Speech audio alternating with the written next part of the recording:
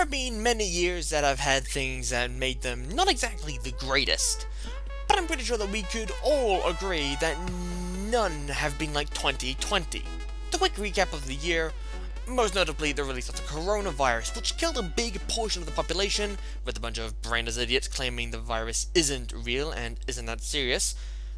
Literally, the virus affected their brain cells, and causing a worldwide lockdown.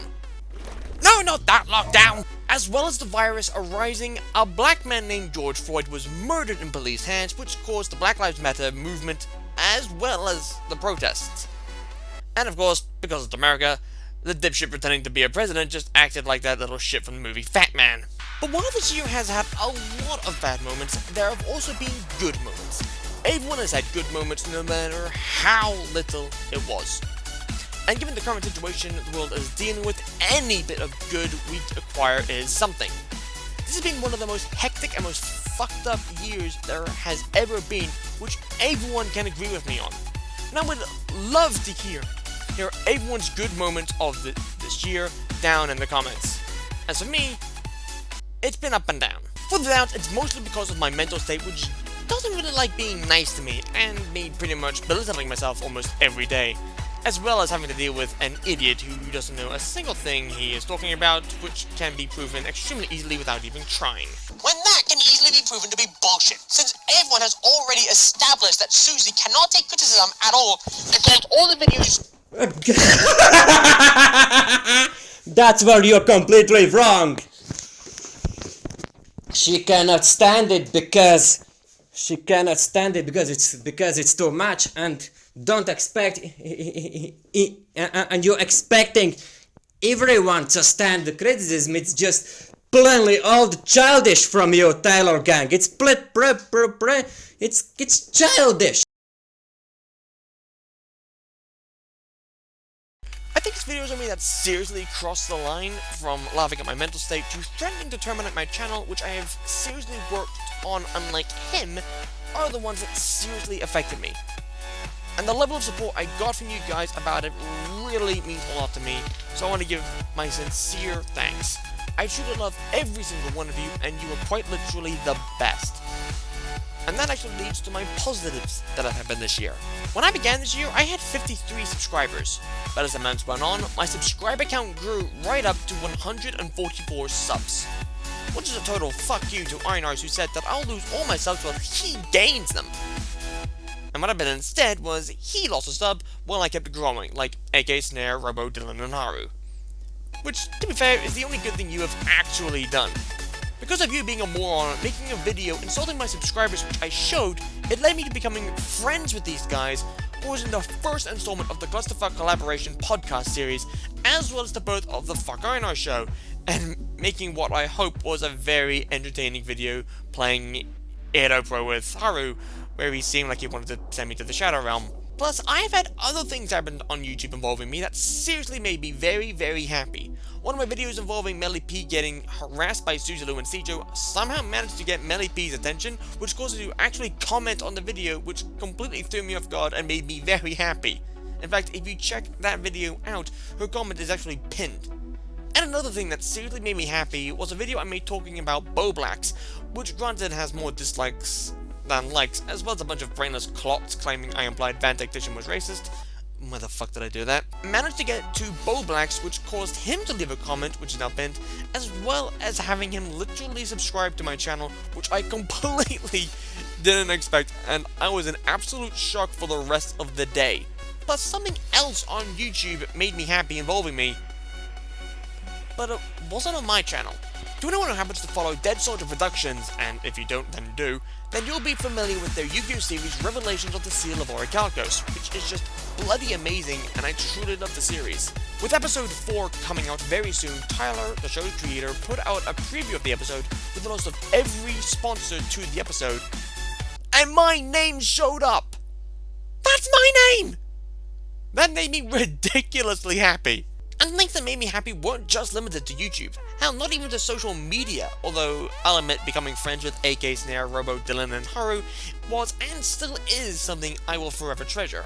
To those who may not be aware, which is most likely everyone since I've never shown or told people about this, I built an ant-weight robot fighting arena with my dad based off of the Series 3 arena from Robot Wars.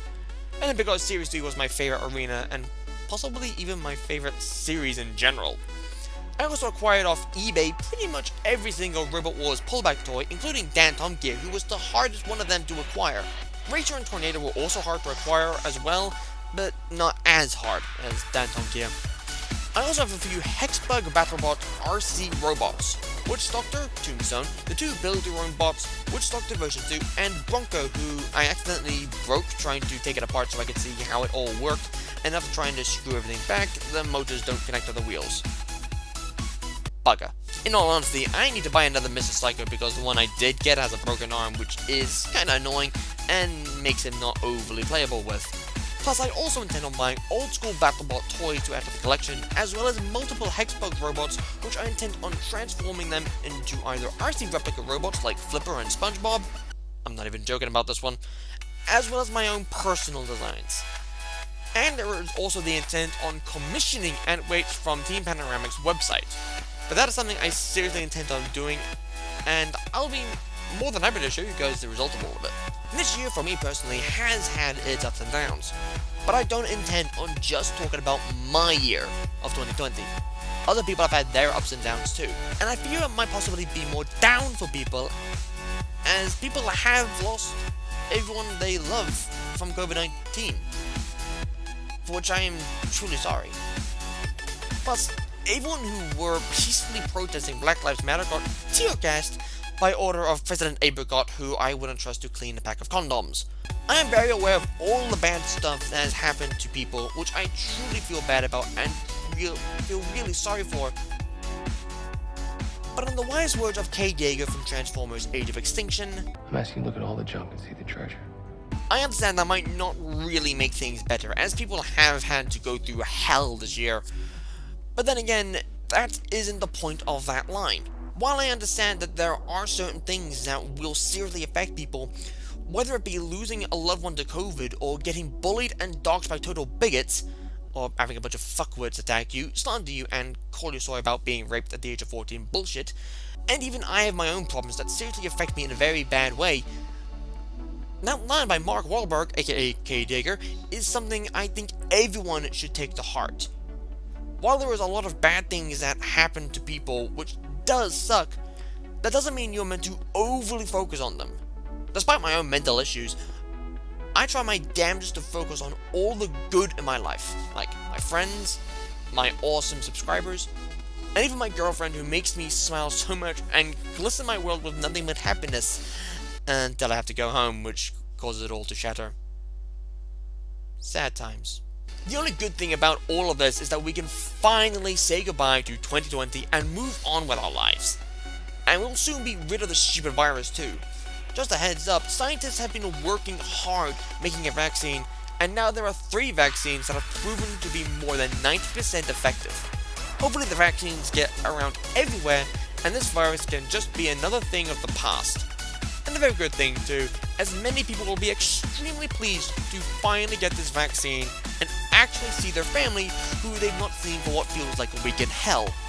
I should point out that time goes by very differently in hell as it does up here. 1 week up here would be about a couple thousand years down there. Fuck that. Before I truly end this video, I have one quick thing to mention. Earlier in the channel, I asked people what they would think about me making a Patreon. Well, I've decided to give it a shot. I'll make a more separate video talking about that later next year.